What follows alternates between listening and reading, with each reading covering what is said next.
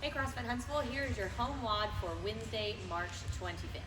This is going to be 4 times, and it's going to be 5 total rounds. Each round will consist of 10 press with the right arm with a weighted object, which we'll talk about in just a second, then 10 regular push-ups, then you've got 10 press with the left arm with that same object, then 10 dips, and we'll show you some different ways you can still do dips at home, and then 15 burpees, and a couple options there as well. So let's talk about the movements and show you what this is going to look like. Let's talk about the movements in the workout. The first movement of each round is going to be a single arm press, and you're going to end up doing 10 with your right arm, and then you'll come back to it and you'll do 10 on your left. If you have a traditional weighted object like a dumbbell or a kettlebell, of course you could do that. And this is going to be a strict press for at least as long as you can, right? So you're going to hold it in that front rack position and then just press straight up overhead, squeezing it in at the top next to your ear. Now if you start to get fatigued during the workout and you don't have another weighted object to use and it gets too heavy for you, you could just turn that into a push press if needed. So as you get tired, if you need to start using your legs to give yourself a little extra help getting that weight overhead, that would be a great skill. Of course, you can also do this with a object of any kind that you have at home that's an appropriate weight for you. So again, we're going to just show you using this cleaning bottle here. I can still hold it in the front rack and still do that same strict press. And then if I start to get fatigued, or if my object is just a little bit heavier for me, I could do a push press throughout the workout without any problem. Now, the next movement in each round is going to be the push-up. So you're going to have 10 push-ups each round.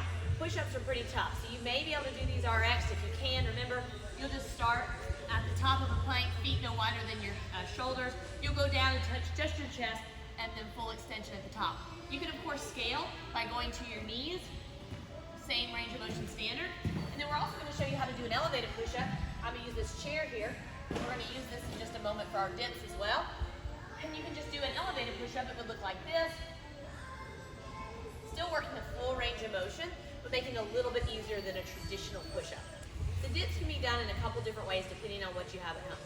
So I'm going to show you how you can do a dip just using something as simple as a chair. I can grab onto the chair just like this, still keep my hips right in line with my shoulders, come straight down as low as I can until my shoulder's below my elbow, and then full extension at the top. I can make this a little bit tougher by straightening my legs out and then still doing the same movement. And I can even put a weight plate or a book or something heavy on my lap to add a little weight to the movement and still do the same range of motion. Now, if you're uncomfortable doing the dips, or you find that you don't have something that that's stable or a good height for you to do them, or for any reason you have an injury limitation, you can scale those dips and maybe try a different push-up variation instead. So we showed you the knee push-ups, also the elevated push-ups. You can choose 2 different styles of push-ups and do those for instead of the dips as well for the second one. Or you may have a weight that you can do like a tricep kickback. So that would look like this. You could hold the weight here and then just straight back and then all the way in, just like that. I would just do 5 on one side and 5 on the other side, depending on how heavy my object is. But 5 and 5 should probably be good instead of your 10 dips. And then the last one in each round is going to be a burpee. We do a lot of burpees at CrossFit Huntsville, so I know you all know what a burpee looks like. But a couple different ways depending on the amount of space you have and how you want to do them. You could do a traditional burpee, right? Where we just get down, chest and thighs touch the ground. We stand tall till our head is over our heels. We jump at least 1 inch and we clap overhead. Of course, you could step down and step up if needed. If you're using an object, you may even want to make it more like a lateral burpee, like that we would do in class over a barbell.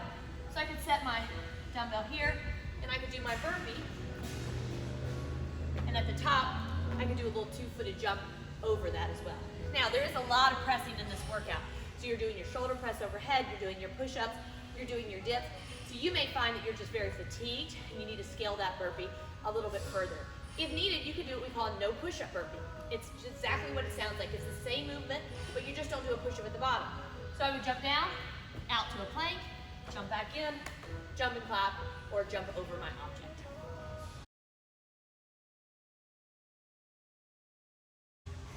You've got your workout, so now let's talk about how to warm yourself up properly for the WOD.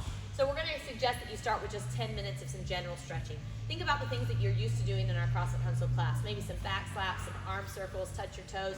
Just make sure that you're nice and warm. And remember, we're using a lot of shoulders in this workout, so make sure you really get your shoulders nice and warm and stretched out as well. Then we're going to take you through 1 round of a plank with 12 shoulder taps at the top of that plank, and I'll show you that in just a second. A side plank on each side, holding for about 7 seconds. Horse stance, and we'll go over that and remind you, but 6 cycles of cat and cow back, just making sure we're really nice and warm in our upper spine and upper back. 3 cycles of Spider-Man on each side, so 3 on the left and then 3 on the right. 5 inchworms into a push-up at the bottom, and then 5 burpees, whatever style you plan on doing in the WOD. So this is just gonna get you warm, get you ready, get your blood flowing. You can take a little break after that, and then you can activate with 1 round of basically exactly what you're gonna do in the WOD, but less reps. 3 press with the WOD weight, or whatever weighted object you're gonna use with your right arm, then 3 push-ups, 3 press with the WOD weight with your left arm, 3 dips, or whatever you're gonna modify the dips to, and then 3 burpees. That should get your heart rate up, get you activated and ready to take on the WOD. So let's go through the movements of the warm-up so you know exactly what to do for that. It's gonna start with a high plank hold with 12 alternating shoulder taps. So you're getting that plank position and just alternate back and forth, touching the shoulder. Of course, you could go to your knees as a scale if needed. Then you're gonna do a 7-second hold of a side plank. So either side, you just hold that side plank position on each side, and then you'll switch and hold on the other side. Then you're gonna go to horse stance, and we're gonna take you through some cycles of cat and cow. Remember, really trying to round your back as much as you can, and then sink down and arch into it until you're nice and warm there.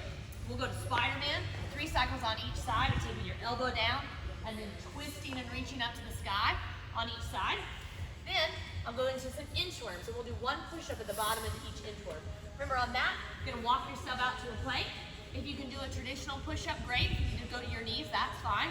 1 push-up, and then walk yourself back in and stand tall. And after that, the last movement of each round is the burpee. You're gonna do a couple burpees just to get yourself nice and warm and practice whichever style burpee you're gonna do for the workout.